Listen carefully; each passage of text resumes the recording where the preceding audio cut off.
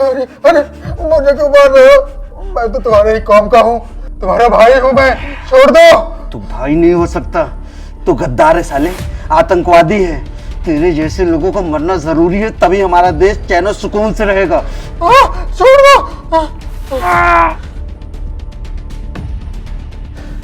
साले आतंकवादी।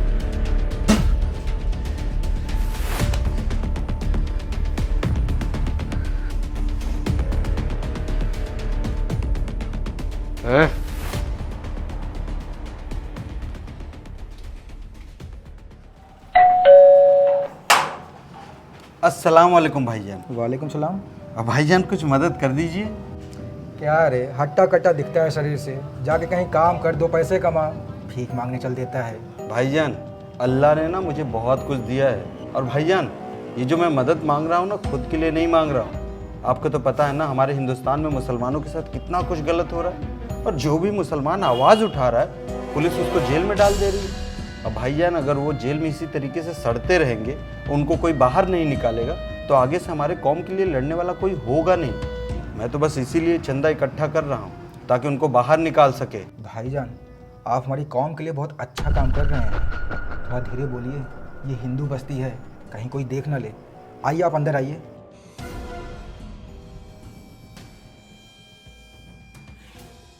भाईजान, आप पानी लेंगे?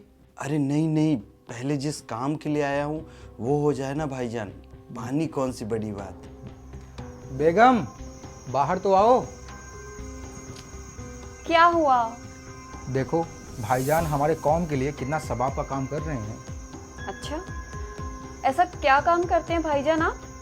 अब आपको तो पता है ना, हमारे हिंदुस्तान में मुसलमानों का रहना कितना मुश्किल हो रहा है। आए दिन मुसलमानों के साथ रोज़ कुछ न कुछ गलत होते रहता है। अब जब हमारे मुसलमान भाई आवाज़ उठाते हैं तो कभी कोई हिंदू संगठन उन पर दबाव बना देता है, तो कभी ये पुलिस वाले ले जाकर उनको जेल में भर के डंडे बरसाते हैं। अब अगर वो जेल में ऐसे पड़े रहेंगे, सड़ते रहेंगे, उनको कोई बाहर नहीं निकालेगा, तो हमारी कौम के लिए लड़ने वाला तो कोई बचेगा ही नहीं ना। बस इसी वजह से मैं लोगों को घर पे जा जा के पैसे इकट्ठा कर रहा हूँ, ताकि उन लोगों को जेल से बाहर निकाल सके और हमारे कौम के लिए वो लोग अपनी आवाज़ बुलंद कर सके। बस इसीलिए ये सब कर रहा हूँ। बिल्कुल सही कर रहे हैं भाईजान आप। हम मुसलमानों के साथ गलत होगा, चुप थोड़ी ना बैठेंगे, बम भी फोड़ेंगे, गला भी काटेंगे। ये काफिरों को हमारे साथ रहने कोई हक नहीं है। बिल्कुल सही कहा भाईजान आपने। बेगम, आप जाइए 1 लाख रुपए लेके आइए। अरे 1 लाख क्यों, मैं पूरे 2 लाख रुपए लेकर आती हूँ ना। अब भाईजान इतना सवाब का काम कर रहे हैं हमारी कौम के लिए। बेगम, वो पैसे हमारे काम के लिए रखे हुए हैं। अरे काम तो होता रहेगा, वो पैसे हमारी कौम के काम आएंगे तो इससे अच्छी बात और क्या होगी, ताकि वो लोग जेल से बाहर आ सके और हमारे मजहब के लिए आवाज उठा पाएंगे। भाईजान आप बैठिए, मैं पूरे 2 लाख रुपए लेकर आती हूँ। भाईजान आपसे एक बात करनी थी। जी बोलिए। कोई सुनेगा तो नहीं? अरे नहीं भाईजान, कोई नहीं सुनेगा। भाईजान आइए ना। बोलिए भाईजान। अच्छा भाईजान, ये जो दिल्ली में ब्लास्ट हुआ, अक्षरधाम मंदिर पे ब्लास्ट हुआ, ये कश्मीर में कश्मीरी पंडितों के साथ कितना बुरा हुआ ना भाईजान। क्यों बुरा हुआ? जो भी हुआ बहुत सही हुआ। ये काफिरों के साथ यही होना चाहिए। भाईजान, क्या कर रहे हो आप? क्या कर रहे हो आप? छोड़िए मुझे, छोड़िए। साले मादर जात, वहां न जाने कितने निर्दोषों को मार दिया गया और तू बोलता है अच्छा हुआ।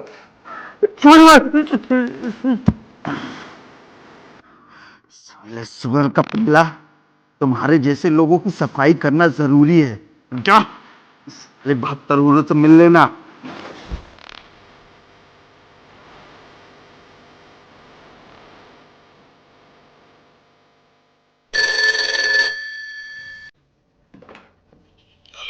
जय हिंद सर। क्या जय हिंद? तुम्हारे इलाके के निर्दोष मुसलमान मारे जा रहे हैं। हाँ, ऊपर से कितना मुझे दबाव है, कातिल को पकड़ना भी है कि नहीं? सर, कातिल का तलाश कर रहे हैं, जल्दी ही पकड़ा जाएगा वो। जितनी जल्दी हो सके उसको पकड़ो। जी सर। जय हिंद।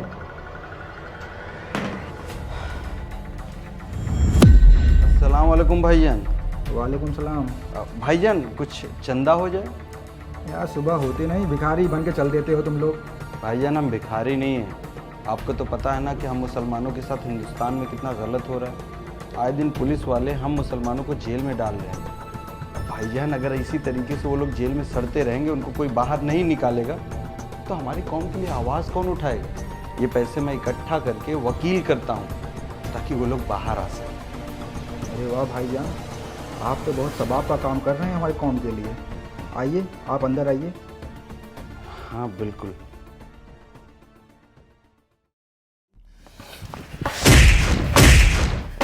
साले, तुझे मारत मारत सुबह से शाम हो गई, लेकिन तू अपना मुंह नहीं खोल रहा है। बोल, कौन कौन शामिल था तेरे साथ? सर मैंने आपको कितनी बार बोला कि मैं अकेला ही था, कोई नहीं शामिल है मेरे साथ। अरे तू अकेला 20-25 लोगों को कैसे मार सकता है? हाँ, कोई तेरी मदद किया होगा, कोई तो हथियार दिया होगा। सर इन जिहादियों को मारने के लिए ना किसी की मदद की जरूरत नहीं है। अरे तुझे मासूम मुसलमानों को मारकर क्या मिला? सर ये आपको मासूम मुसलमान लगते हैं?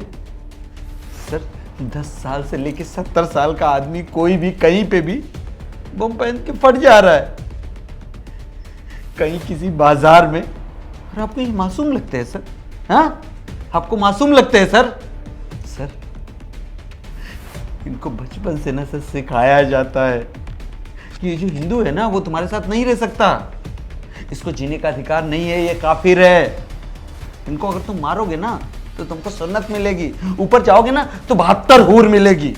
सर ये हूर के चक्कर में जहां हो रहा है फटे जा रहे हैं, कभी बाजार में तो कभी मंदिर में, और उसमें मरता कौन है सर?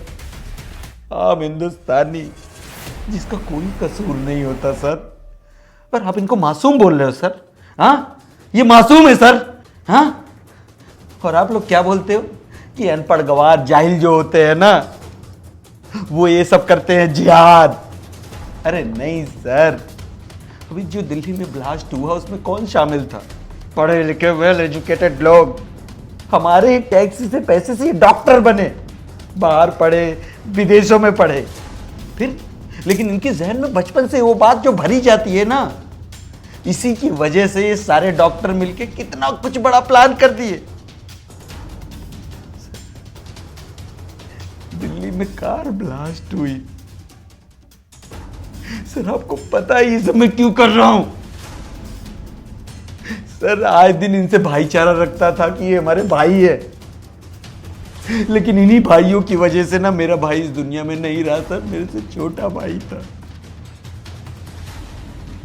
और सर हमारे घर के पास अगर कोई कीड़ा भी रेंगता है ना तो हमको पता चलता है कि ये कीड़ा रेंग रहा है।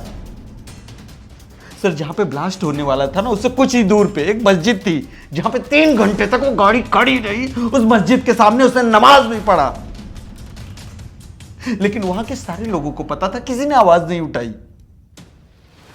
और आप क्या बोलते हो कि मासूम है? सर ऐसा माहौल खराब किया कि इस्लाम के नाम पे दूसरा देश भी ले लिया,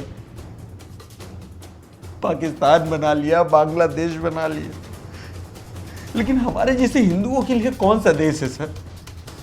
सर अगर हमको मारा जाए या काटा जाए ना तो हम कहीं नहीं जा सकते, लेकिन ये दुनिया के 57 कंट्री में चले जाएंगे, लेकिन हम बेचारों के पास जीने का कहीं कोई रास्ता ही नहीं है। और सर इनका जब इस्लाम आया था ना आज से 1400 साल पहले, ये कुनबा था, लेकिन इन जिहादियों की वजह से ये बढ़ते गया। कभी भी रोड पे खड़े होकर नमाज कर लेंगे, पढ़ेंगे, किसी कभी गर्दन काट देंगे, कोई बोलने वाला कुछ नहीं है सर। इतनी कंट्रीज क्यों बन गई? सर हम लोग तो ऐसे हैं, किसी भी चीज को देखते हैं तो सर झुकाते हैं। हम हिंदुओं को बचपन से ये सीख दिया जाता है सर, हमको लड़ने की सीख नहीं दी जाती। कब तक बर्दाश्त करेंगे सर? कश्मीर में न जाने कितने हिंदुओं को काट दिया गया सर, औरतों को नंगा करके काटा गया, लेकिन किसी एक मुसलमान ने आवाज नहीं उठाया। 57 कंट्री में कहीं किसी को एक सुई भी चुभ जाए ना सर, ये रोड पे खड़े हो जाते हैं कि वो हमारा भाई है। इस हिंदुस्तान में रहते हैं, हिंदुओं को अपना भाई नहीं मानते, लेकिन बाहर फिलिस्तीन के लिए अपनी छाती पीटने के लिए तैयार है। सूडान में कहीं कुछ हो तो रैलियां निकालेंगे, सऊदी में हो तो रैलियां निकालेंगे, लेकिन पाकिस्तान में हिंदुओं को मारा गया, बांग्लादेश में हिंदुओं को मारा गया, न जाने कितनी कंट्री है जहां पे हिंदुओं को खत्म कर दिया गया। लेकिन कोई आवाज नहीं उठाता सर। और ये बोलते हैं भाई है। सर इनके जहन में क्या पढ़ाया जाता है? इनको मारो काटो आपको सुन्नत मिलेगी, ऊपर वो 72 हूरें मिलेंगी। सर लेकिन हम तो 1947 से पहले भी कटते आ रहे हैं, आज भी कटते आ रहे हैं। पहले बाबर ने काटा, औरंगजेब ने काटा, हुमायूं ने काटा, आए लूटे काटे कचोटे और चले गए। लेकिन ये लोग तो हमको तिल तिल मार रहे हैं सर, हमारी सोच को मार रहे हैं। जहां इनकी जनसंख्या ज्यादा होती है वहां घर में घुस के मारते हैं, और जहां कम होते हैं ना सर, तो वहां कभी बुरके की आड़ में, तो कभी डॉक्टर की आड़ में, तो कभी इंजीनियर की आड़ में मारते जरूर है। सर आप लोग तो पुलिस वाले हो, आप लोगों को तो सब कुछ पता है। अभी एक डॉक्टर पकड़ा गया, उसके पास कितना जहर था, और उसने साफ साफ बताया कि हिंदुओं को मारने का प्लान कर रहा है। सर न जाने ऐसे कितने डॉक्टर हैं जो इनके पास, लोग ये चाहते हैं कि ये भगवान है, उनके पास जाते हैं तो कभी किसी हिंदू की नसबंदी कर दी जाती है। सर इनके साथ प्रॉब्लम ये है, इनके जहन का प्रॉब्लम है। सर अगर आज नहीं कुछ करोगे ना तो एक दिन आएगा जब हम लोग का अस्तित्व खत्म होगा, हम मरते रहेंगे, कटते रहेंगे, हमारे आने वाली पीढ़ियों के लिए कुछ भी नहीं बचेगा। और पता है सर ये सब मैं क्यों कर रहा हूं? हाँ, क्योंकि दिल्ली में जो ब्लास्ट हुआ ना सर, मेरा छोटा भाई था सर उस बेचारे का क्या कसूर था? वो तो दिल्ली घूमने गया था, लेकिन इन जिहादियों की वजह से आज वो दुनिया में नहीं है सर।